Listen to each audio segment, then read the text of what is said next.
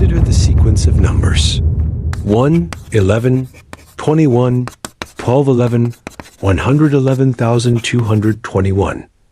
Each term is generated by describing the previous term.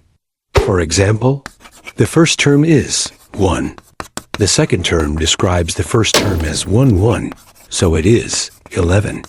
The third term describes the second term as 2 ones, so it is 21. The fourth term describes the third term as 1, 2, 1, 1, so it is 12, 11. The fifth term describes the fourth term as 1, 1, 1, 2, 2 ones, so it is 111,221. Got it?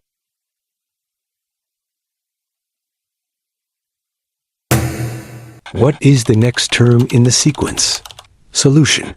To find the next term, describe the fifth term, 111,221. Break it into groups of repeating digits. 111, 22, 1. Count the number of digits in each group and write the digit. 3 ones, 31. 2 twos, 22. 1, 1, 11. Combine these to form the next term. 31, 22, 11. Answer. The next term in the sequence is 312,211.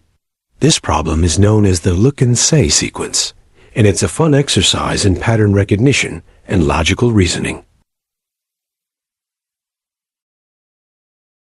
Thank you for watching.